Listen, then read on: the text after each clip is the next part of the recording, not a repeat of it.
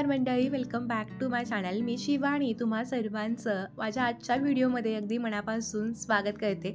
आज आपण नाश्त्याची रेसिपी बघतोय, जी रेसिपी ना अगदी साधी, सोपी आणि घरातल्या साहित्यामध्ये बनते. रेसिपी करायला सोपे. चला तर मग रेसिपीला आपण लगेचच सुरुवात करूयात. तर त्यासाठी सुरुवातीला इथं बघा, मी 1 वाटी इतका हा रवा घेतलाय. हा रवा तुम्ही बारीक जाड कोणताही घ्या, फक्त हा रवा कच्चा असावा. त्यानंतर ज्या वाटीनं रवा घेतला, अगदी त्याच वाटीनं मी अर्धी वाटी दही वापरले. दही नसेल तर 1 वाटी ताक पण वापरू शकता. आता हे संपूर्ण दही काढल्यानंतर त्यामध्येच मी अर्धी वाटी इतकं पाणी घातलं. आता दही, पाणी आणि रवा हे सगळं चांगलं मिक्स करून घ्यायचं. बऱ्याचदा असं होतं की आपण पोहे उपमा तर रोजच्या रोज बनवतो, काहीतरी वेगळं बनवायचं, हेल्दी असावं, मुलांना आवडणारं असावं, असं म्हणलं की काय हा मोठा प्रश्न पडतो. मला बऱ्याच ताई कमेंट करते, ताई काहीतरी वेगवेगळी रेसिपी दाखव गं, सगळेजण तेच तेच खाऊन कंटाळेत. म्हटलं ही रेसिपी नक्की शेअर करावी. हे सगळं बघा चांगलं मिक्स झालेलं आहे. आता रवा चांगला भिजला जावा ह्यासाठी आपण ह्याच्यावरती झाकण ठेवून एक 10 मिनिटं हा साईडला ठेवणार आहोत. 10 मिनिटानंतर बघा झाकण काढून बघूयात आता जो रवा आहे, तो जो पाणी आहे तो ओढून घेतो आणि त्यामुळं हे जे मगासपेक्षा जे पीठ आहे ते थोडंसं घट्टसर असं बनलेलं आहे आणि रवा पण बघा अगदी छान असा आकारानं फुलला गेलेला आहे. आता हे खूपच घट्ट वाटते, म्हणून आपण पुन्हा ह्याच्यामध्ये पाणी घालूयात. फक्त पाण्याचा वापर करताना एक गोष्ट लक्षात ठेवायची, खूप जास्त पाणी घालू नका. थोडंसं हे ना मध्यम कन्सिस्टन्सीमध्ये येणं आपल्याला हे बनवायचं आहे, कारण खूप पातळ झालं तर पुन्हा आपल्याला ह्याच्यामध्ये पुन्हा रवा घालावा लागेल.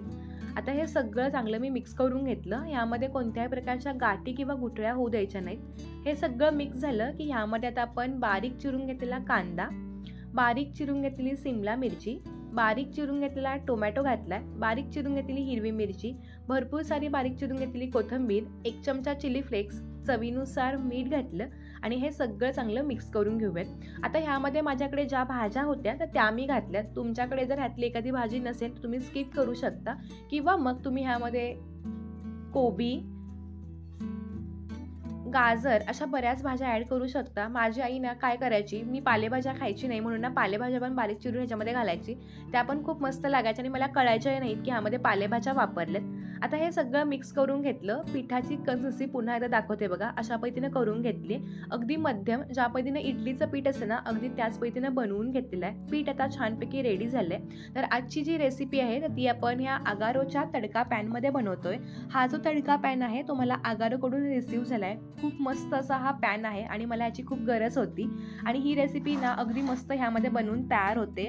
हा जो तडका पॅन आहे तो हार्ड अॅनोडाईजपासून बनवला आहे. ह्याचा जो डायमीटर आहे तो 3 मिलीमीटरचा आहे आणि हा गॅसवरती ना अगदी परफेक्ट बनतो. ह्यामध्ये जे कुकिंग आहे ना ते अगदी फास्टमध्ये बनतं. आपल्याला कोणत्याही रेसिपीला जर आपल्याला फोडणी द्यायची असेल किंवा अशा पद्धतीने जर छान छान रेसिपी बनवायची असतील तर या तडका पॅनचा ना आपल्याला नक्कीच उपयोग होऊ शकतो आणि हे मटेरियलला पण खूप मस्त आहे. त्यामुळे तुम्ही नक्की हे ऑर्डर करा. ऑर्डर करत असेल तर ह्याची लिंक पण मी तुम्हाला खाली देते. आता त्यानंतर बघा हा जो पॅन आहे तो तुम्ही गॅसवरती ठेवला. हा चांगला गरम करून घ्यायचा. यामध्ये आता आपण थोडंसं तेल टाकूयात. आता हा पॅन गरम होईपर्यंत आपण जे पीठ मगाशी तयार करून घेतलं त्यामध्ये मी अर्धा चमचा खायचा सोडा घातला आणि हे सगळं चांगलं मिक्स करून घेतलं. आता ही रेसिपी इन्स्टंट आहे त्यामुळे मी सोडा वापरलाय. जर तुम्हाला सोडा वापरायचा असेल त्याऐवजी इनो पण वापरू शकता किंवा मग हे पीठ तुम्ही 7 ते 8 तास फर्मेंट करून पण वापरू शकता. हे सगळं बघा 1 ते 2 मिनिटं चांगलं मिक्स करून घ्यायचं. पीठ बघा अगदी छान असं हलकं तयार झालंय. आता ह्यामध्ये ना आपण थोडेसे तीळ घालायचे. तिळामुळे ही रेसिपी दिसायलाही खूप छान दिसते आणि चव पण भन्नाट येते. 1 पळी भरून बॅटर आता आपण ह्या तडका पॅनमध्ये घालायचं. गॅस जो आहे तो थोडा मध्यम करायचा. आता ह्या पॅनमुळे ना ह्या आपल्या रेसिपीला छान असा गोलाकार आकार येतो. ह्याच्यावरती झाकण ठेवून 2 ते 3 मिनिटं वाट पाहायची.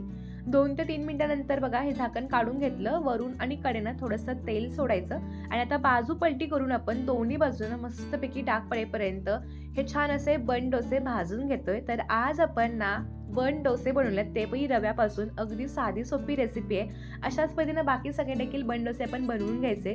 सॉफ्ट, हलके फुलके आणि आतून जाळीदार असे हे बन डोसे बनतात. नेहमी तर उपमा खातोच, पण असे बन डोसे खायला मजा काही वेगळीच येते. सोबत मी चटणी पण बनवली आहे. तुम्ही कोणत्याही चटणीसोबत हे बन डोसे नक्की सर्व करू शकता. तर आजची तुम्हाला ही बन डोस्याची रेसिपी कशी वाटली हे मला कमेंट करून सांगायला विसरू नका. व्हिडिओ आवडला असेल तर लाईक करा आणि हा व्हिडिओ कोणत्या गावातून कोणत्या शहरातून पाहता हे पण मला सांगा. आतमधून पण बघा अगदी मस्त जाळी पडले, भरपूर भाज्या आहेत, अगदी कलरफुल असं तयार झालंय. तुम्हाला माझी आजची ही रव्याच्या बन डोसाची रेसिपी कशी वाटली हे मला कमेंट करून सांगायला विसरू नका. व्हिडिओ आवडला असेल तर लाईक करून चॅनलला नक्की सबस्क्राईब करा. पुन्हा एकदा अशाच छान रेसिपीसोबत भेटूया. तोपर्यंत मस्त राहा, खात राहा, स्वतःची काळजी घेत राहा. धन्यवाद.